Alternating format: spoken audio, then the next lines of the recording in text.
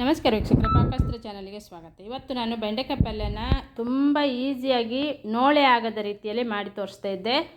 ನೀವೊಮ್ಮೆ ಇದೇ ರೀತಿ ಟ್ರೈ ಮಾಡ್ಕೊಳ್ಳಿ, ರುಚಿನೂ ಆಗಿರುತ್ತೆ, ಒಂದು ಸ್ವಲ್ಪನೂ ನೋಳೆ ಅನಿಸಲ್ಲ, ಏನಿಲ್ಲ. ತುಂಬ ಸಿಂಪಲ್ಲಾಗಿ ಪಟ್ಟಂತ ಮಾಡ್ಕೊಳ್ಬೋದು. 5 ನಿಮಿಷದಲ್ಲಿ ಬೆಂಡೆಕಾಯಿ ಪಲ್ಯನ ರೆಡಿ ಮಾಡ್ಕೊಳ್ಬೋದು. ವಿಡಿಯೋನ ಪೂರ್ತಿಯಾಗಿ ನೋಡಿ, ಹಾಗೆ ಇನ್ನೊಬ್ಬರಿಗೂ ಶೇರ್ ಮಾಡಿ, ಲೈಕ್ ಮಾಡಿ ಮತ್ತು ಸಪೋರ್ಟ್ ಮಾಡಿ.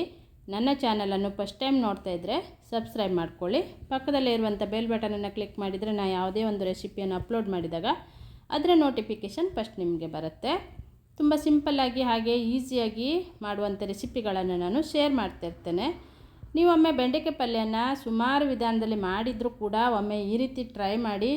ತುಂಬ ರುಚಿಯಾಗಿರುತ್ತೆ, ಎಲ್ಲರಿಗೂ ಇಷ್ಟವೂ ಆಗುತ್ತೆ ಮತ್ತು ಸ್ವಲ್ಪನೂ ನೋಳೆನೂ ಅನಿಸಲ್ಲ. ಇಲ್ಲಿ ಒಂದು 1/4 kg ಆಗುವಷ್ಟು ಬೆಂಡೆಕಾಯಿ ಇದೆ. ಇದನ್ನು ಚೆನ್ನಾಗಿ ವಾಶ್ ಮಾಡಿಕೊಂಡು ರೆಡಿ ಮಾಡಿ ಇಟ್ಕೊಂಡಿದ್ದೆ. ನಾವು ಕಟ್ ಮಾಡಲಿಕ್ಕೆ ಮೊದಲೇ ನಾವು ಒಂದು 2-3 ಸಲ ವಾಶ್ ಮಾಡಿಕೊಂಡ್ರೆ ಆನಂತರ ಇದನ್ನು ನೀರೆಲ್ಲ ಒರೆಸಿ ರೆಡಿ ಮಾಡಿ ಇಟ್ಕೊಂಡ್ರೆ ಸ್ವಲ್ಪನೂ ನೋಳೆನೇ ಅನಿಸಲ್ಲ. ಹಾಗಾಗಿ ನಾನು ಫಸ್ಟಕ್ಕೆ ವಾಶ್ ಮಾಡಿಬಿಟ್ಟು ಈ ರೀತಿ ಕಟ್ ಮಾಡಿ ರೆಡಿ ಮಾಡಿ ಇಟ್ಕೊಂಡಿದ್ದೆ ನೋಡಿ. ಈಗ ಇಲ್ಲಿ 2 ಟೊಮೆಟೊವನ್ನು ಕಟ್ ಮಾಡಿಟ್ಟಿದ್ದೆ, ಒಂದು ದೊಡ್ಡ ಈರುಳ್ಳಿಯನ್ನು ಕಟ್ ಮಾಡಿದ್ದೆ, ಒಂದು 5-6 ಎಸಳು ಬೆಳ್ಳುಳ್ಳಿಯನ್ನು ಜಜ್ಜಿ ಇಟ್ಕೊಂಡಿದ್ದೆ, ಹಾಗೆ ಸ್ವಲ್ಪ ಕರಿಬೇವನ್ನು ತೆಗೆದಿಟ್ಕೊಂಡಿದ್ದೆ.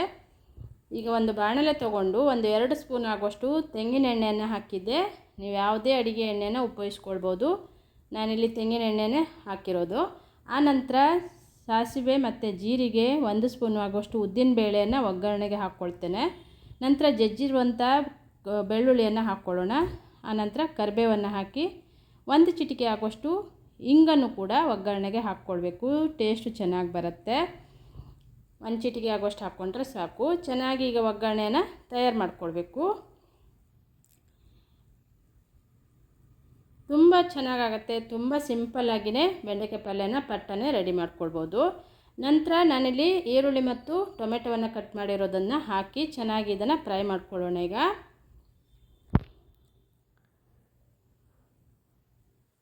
ಇದನ್ನು ನಾವು ರೋಟಿ ಮಾಡಿದಾಗ, ಚಪಾತಿಗೆ, ಹಾಗೆ ಅನ್ನಕ್ಕೂ ಕಲಿಸ್ಕೊಳ್ಬೋದು ಮತ್ತು ದೋಸೆ ಮಾಡ್ಕೊಂಡಾಗಲೂ ಈ ಪಲ್ಯವನ್ನು ಮಾಡ್ಕೊಳ್ಬೋದು. ಟಿಫಿನ್ ಬಾಕ್ಸಿಗೂ ಹಾಕಿ ಕಳಿಸ್ಬೋದು.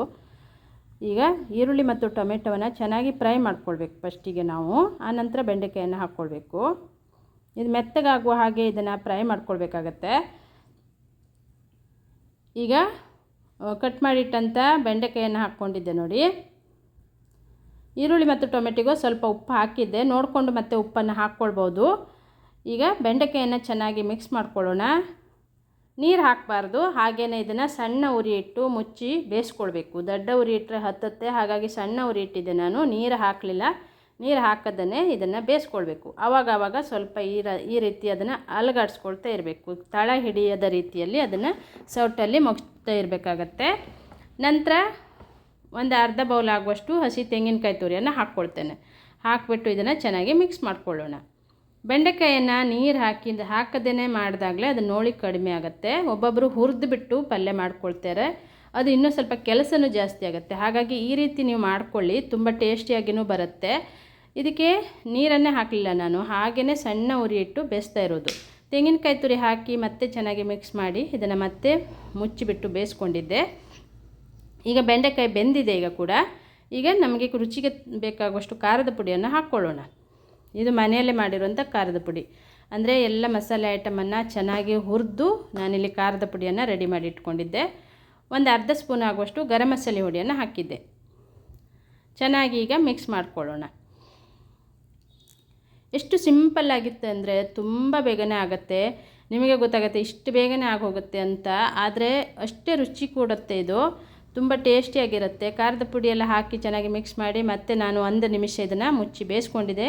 ನಂತರ ಈಗ ಮತ್ತೆ ನೋಡಿಕೊಂಡು ಅದನ್ನು ಮುಚ್ಚಾಡ್ತಾ ಇರೋದು. ಈಗ ಆಲ್ಮೋಸ್ಟ್ ಬೆಂಡೆಕಾಯಿ ಪಲ್ಯನೂ ರೆಡಿಯಾಗಿದೆ ವೀಕ್ಷಕರೇ. ನಾನೀಗ ಸ್ಟವನ್ನು ಆಫ್ ಮಾಡ್ಕೊಳ್ತೇನೆ ನೋಡಿ.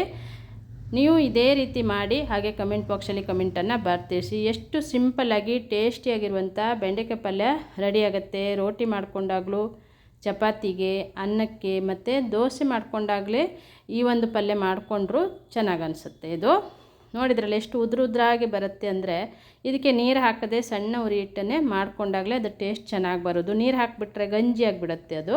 ಹಾಗಾಗಿ ನೀರು ಹಾಕಬಾರ್ದು, ನೀರು ಹಾಕಿದರೆ ನೋಳಿಯಾಗಿ ಗಂಜಿ ಆಗುತ್ತೆ. ಈ ರೀತಿ ಉದುರಾಗಿ ಮಾಡಿಕೊಂಡ್ರೆ ಟೇಸ್ಟು ಚೆನ್ನಾಗಿ ಬರುತ್ತೆ. Thank you.